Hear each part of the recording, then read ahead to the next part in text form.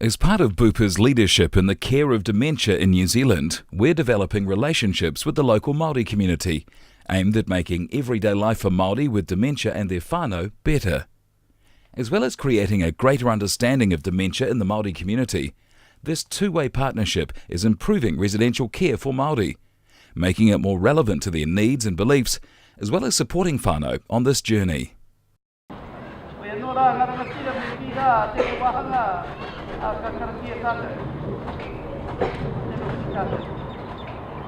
Acknowledging that you are actually looking after one of our elders, our kaumata, one of our chiefs of this marae, in terms of addressing that illness of dementia. Hemi is a tūhoi kaumatua of Matukurua marae. His dementia journey has led Hemi and his whānau to Bupa's Hayman Care Home, regarded as an unconventional move by traditional Māori. The journey has inspired Hemi's whānau and marae to try to increase Māori understanding of dementia and the partners available to assist in caring. Partnership that has strong regard for Māori culture and beliefs.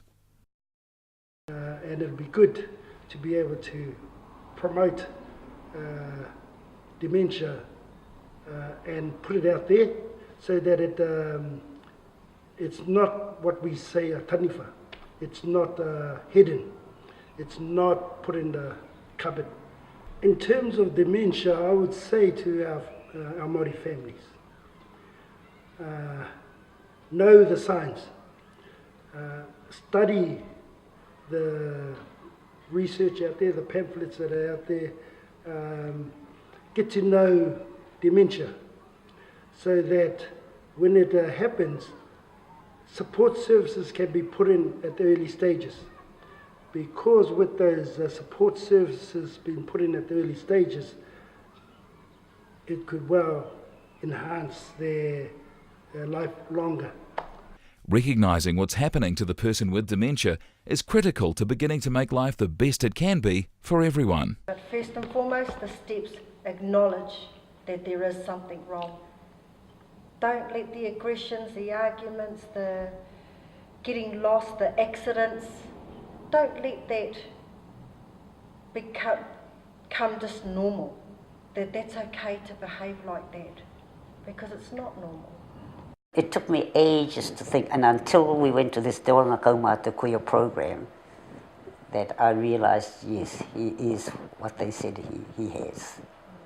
I think it was about 2006. It took me 4 years to really click, to think, yes, there is. It took me ages I mean, people were saying he was strange, and I'd say, no, he's just putting on, he's just hoa, he's sick of people questioning and feeling sorry for him because they'd say there was something wrong, and I'd say, no, there isn't. But, and this is what it was. I myself was trying to go into denial that he had it.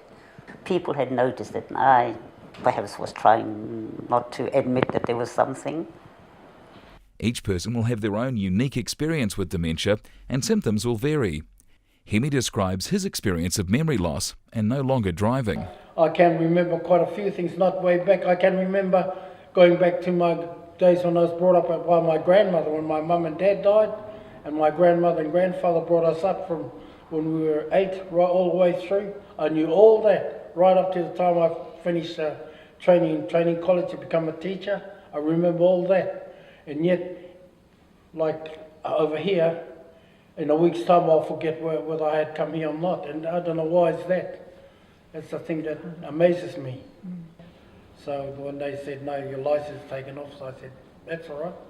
Living with dementia in the community can become stressful for the person affected and also their whānau. Doesn't have to think about bills, doesn't have to think about crashing, accidents, doesn't have to worry about forgetting his medication, doesn't have to worry about being lost or getting on a bus and going through Auckland and not knowing where he is.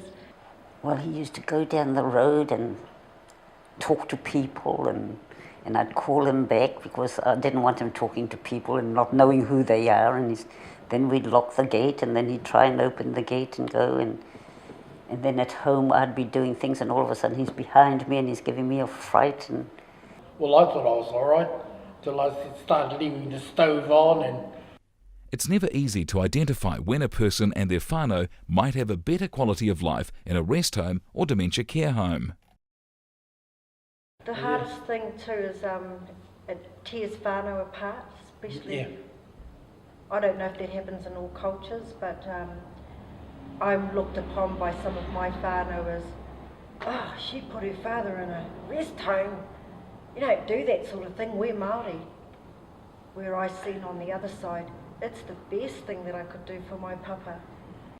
What I'm experiencing now is my papa is so well. He's more well, being in a rest home, being in supportive care. He's still able to do things that, you know, he does, whether it's shelling mussels or scaling fish. But yeah, it was definitely an area that Māori don't know well.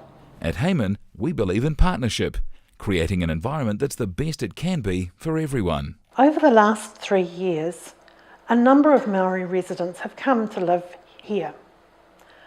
We've noticed that it's really hard for families making that transition.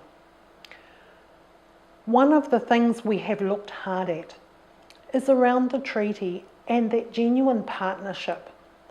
We're looking for real partnership, where we join with Maori to find out what is real for them, what makes living special.